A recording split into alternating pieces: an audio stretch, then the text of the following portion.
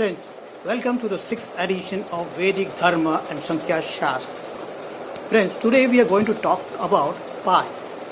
Friends, we have learned in school that the circumference of the circle is equal to 2 pi r. That is pi multiplied by d, that is the diameter. So if you take a circle with the diameters of radius radius of 0.5, that is diameter 1, then you will have the circumference to be 3.14. This is what is the value of pi, and this will always remain constant. The moment you increase the radius of the circle or increase the diameter of the circle, the ratio will be constant, and this is the value of pi. Friends, the value of pi has been calculated in India for thousands of years. In fact, more than 1500 years ago, the value of pi was calculated to the 30 digits from the decimal point. So friends, and it is very difficult to remember all the values of pi from say 3.14, 15, then again other numbers. But how did they remember these numbers? So they made a very easy and easy way of calculating or remembering these numbers, and this is called as something as Katapayadi Sutra. Now let me recite to you a Sanskrit verse. Gopi bhagya madhurata singisi dadi sandhiga khala jivita katava galahala sandhara. Friends, you would say, what exactly does this particular verse means? It means, O Lord, with extreme passion for yogurt, sweetened by the fortune of the gopis. O Lord, savior of the fallen, the poison hala in the throat, please protect me. So friends, you can know from this that they have made a particular verse in Sanskrit, and it has its own meaning. But at the same time, this verse also gives you the exact value of pi to the last 30 digits. That is 3.15,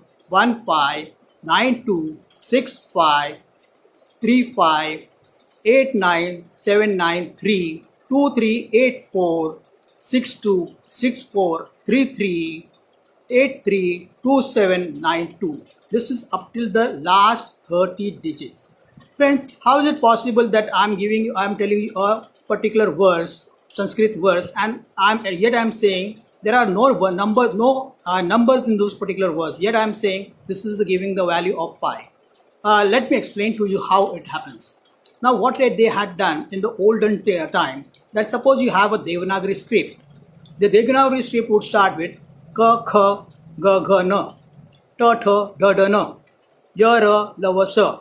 So, all this, they would give the numbers from 1 to 10. So, Ka would be 1, Kha would be 2, Ga would be 3, Gha would be 4, Na would be 5, the Cha would be 6, Cha, Ja, Cha, Cha, Da, Da, Na. So that way it will be up till 10.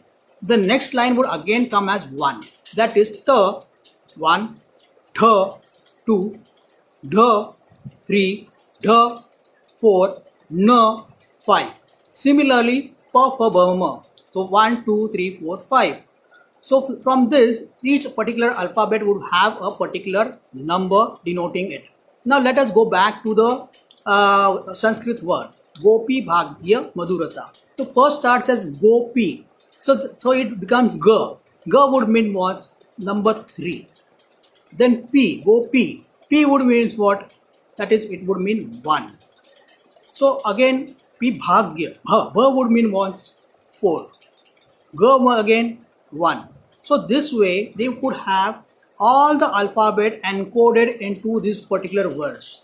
And the beauty of this verse are this, that it is easy to remember. So, and immediately you could decode it whenever you want, and you would have the value of pi up till the 30th digits. Friends, this particular types of representation is known as Katapayadi Sutra, and this was extensively used in India, all over India, especially in the southern states of India. And we could have secret messages that could be sent to and fro across the length and breadth of India Or also, suppose if you have a war, you could send secret message regarding this. Nobody would ever come to know that there is some hidden meaning behind these verses, and it is very difficult to decipher all these verses. So there are this is just one example that we really know of.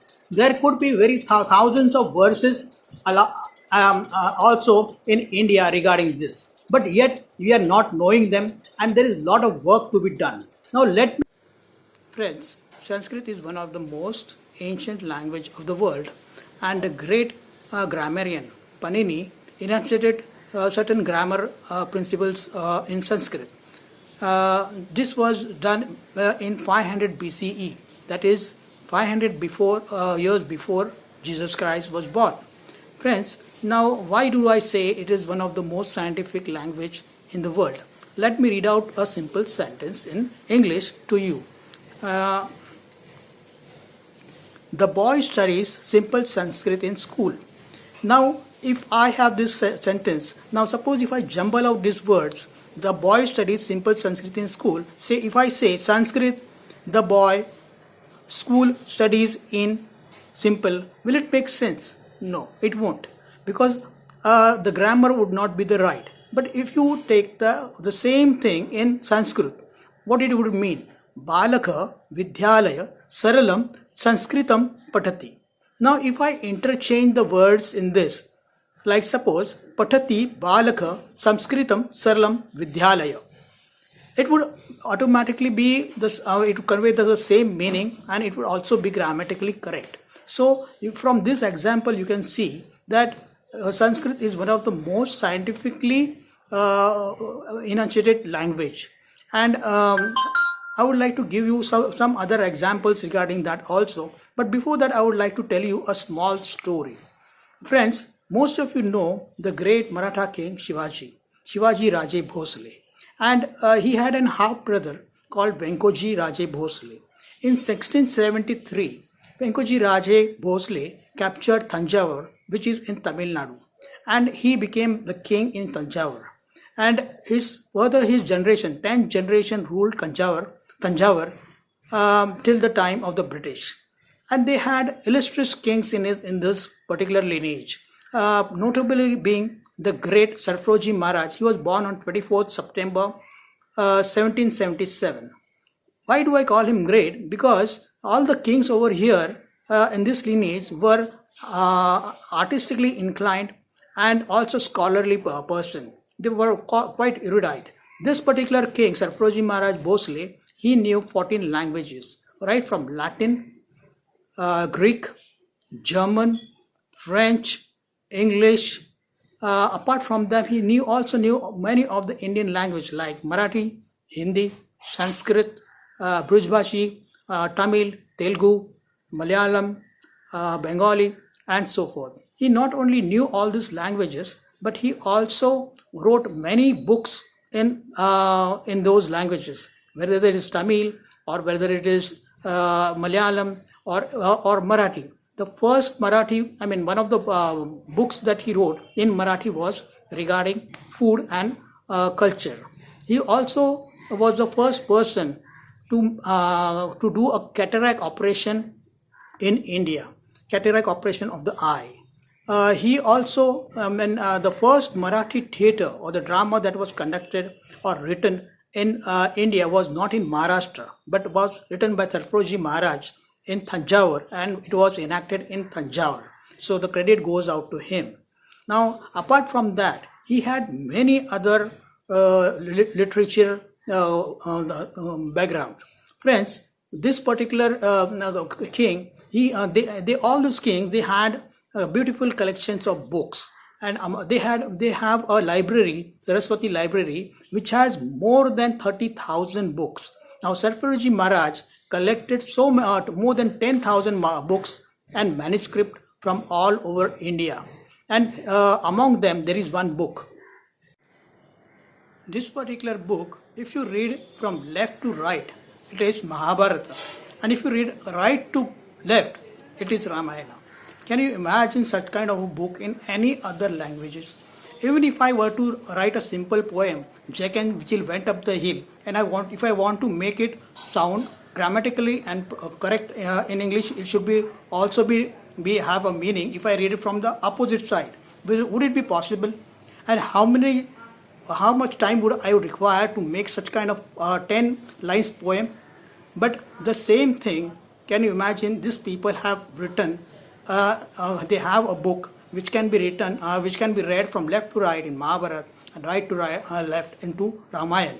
This particular language, this particular book is written in Modi script, and Modi script was extensively used in Maharashtra in the 17th and the 18th century in the legal and official works of the kings and of the land records.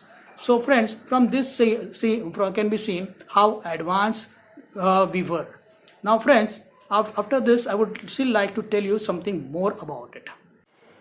Friends, right now I told you the stories about the great kings of the 17th and the 18th century. Let me take you back again to the 8th century, particularly in 820 to 840 AD. Friends, the Rashtrakrut were ruled the Deccan Plateau, that is the present Maharashtra and Karnataka area in those times. In those times, the prominent religions in Maharashtra and Karnataka were the Hindu as well as Buddhists and Jains. The Jains were also very predominant in those times. Now there was one Muni, Jain Muni, called Kamdendu Muni, and he wrote a manuscript which is unparalleled in the world. It was supposed to have 16,000 pages. Out of that, only 1,620 pages are available. And these particular pages, they are all written in code languages. That is, they made a 64 square rectangle like a chessboard, and in each square there are numbers written in it, and these numbers convey certain things, convey certain words and alphabets. Friends, this particular book is so complicated that even today we are not able to decipher it properly. Out of the around 56 chapters, we are able to decode only 3 chapters. And this particular book, out of 1,270 pages, this particular book has been written in the same thing can be read from left to right, right to left, up to down, down to up, as well as it has been written in 18 scripts like Devanagari script. You can see that Devanagari script is used in Marathi, Hindi, then Gujarati, even in Bengali. So you can see this particular script is used in so many languages, whereas this particular script this particular book has been written in 17 languages and 18 scripts and 718 languages. Can you imagine a book that can be read in 718 languages? It had more than 16,000 pages, but only 1,270 pages are available today.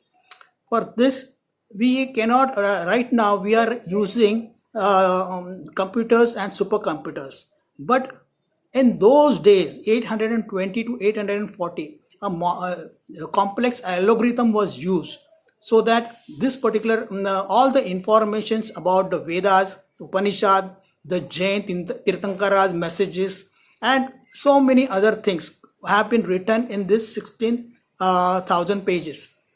And only 1,270 pages are available today. Friends, from this you can imagine the kind of knowledge that we had in India. Friends, I hope you have liked this my video and the information that I have been able to convey to you. And I hope you would like to, I would like you to subscribe to my channel and press the button so that I can give you similar information in future.